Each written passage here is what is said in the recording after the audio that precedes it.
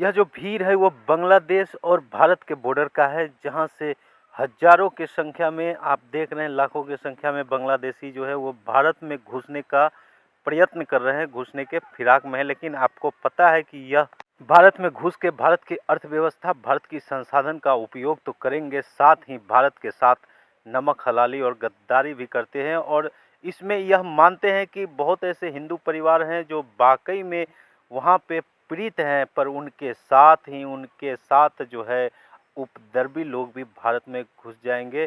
और आपको पता ही है कि जब भारत में न बजरंग दल है और न आरएसएस है, सिर्फ मुसलमान है, और मुसलमान ने ही तख्तापलट एक मुसलमान का ही किया है। आपको पता है कि जिसका तख्तापलट हुआ है, यानी कि पीएम शेख हसीना का पिता, जो कि बांग्लादेश को बनाए थे, उससे पहले उन्होंने पाकिस्तान का पीएम न बनाए जाने पर उन्होंने भारत के मदद से पाकिस्तान से अलग बांग्लादेश बनाया था। आज बांग्लादेश बनाने से पहले बहुत सारा इसमें जो है वो राज छुपा है, जिसे आप ढूंढेंगे तो पाएंगे। फिलहाल इतना ही। आइए, क्या कभी आपको सोच के यह ताज्जुब नहीं लगा कि कहाँ पाकिस्तान और कहाँ बांग्लादेश, पर दोनों पाकिस्तान ही हुआ था। मतलब एक छोर में पाकिस्तान था और दूसरी छोर में बांग्लादेश था। फिर पाकिस्तान हुआ था जब अपना खुद का मुद्दा नहीं साधते देख करके शेख हसीना का पिता ने बांग्लादेश बनवाया था, क्योंकि इन्होंने भारत से ही गद्दारी करके पाकिस्तान में मिला था, क्योंकि वो पीएम बनने का ख्वाब रखे थे, पर वो पूरा नहीं हो सका। तो फिर उन्होंने भारत का मदद लेकर के पाकिस्तान से अलग होकर के बांग्लादेश बनाया था।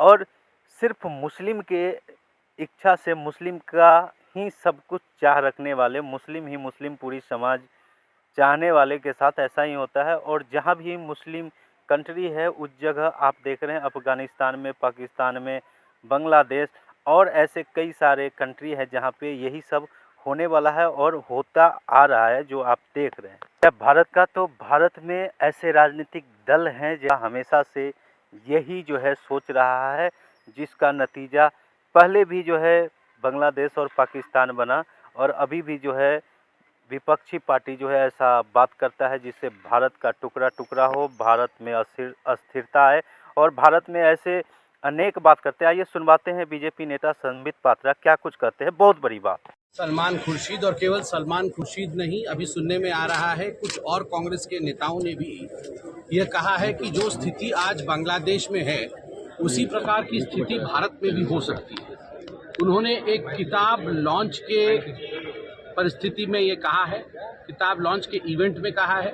जो किताब का लॉन्च था उसका शीर्ष था the future of Muslims in India, Shikwa-e Hind Mujibur Rahman द्वारा लिखा हुआ ये किताब था। उसमें भारत में एक तरह से प्रोटेस्ट होंगे, भारत में आगजनी होगी, जो बांग्लादेश में हुआ है वो भारत में होगी, इसकी चेतावनी कांग्रेस पार्टी की तरफ से सलमान खुर्शीद जी ने दिया है।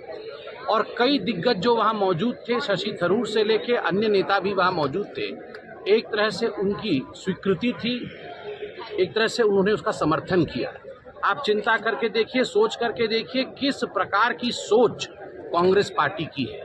आज मुझे याद आता है जब पार्लियामेंट में खड़े होकर राहुल गांधी कहते थे कि इस देश में आग लगेगा, इस देश में दंगे होंगे, इस देश में प्रधानमंत्री जी के ऊपर हमला होगा, तो वो क्यों कहते थे?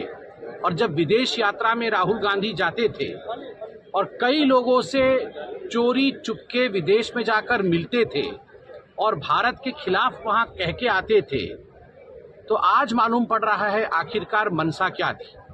यह बहुत ही गंभीर विषय है। जब भारत के चारों तरफ बाकी देशों में इस प्रकार की परिस्थिति देखने को मिल रहा है, कांग्रेस पार्टी जो देश का आज मुख्य विपक्ष है वह भी यही चाह रही है।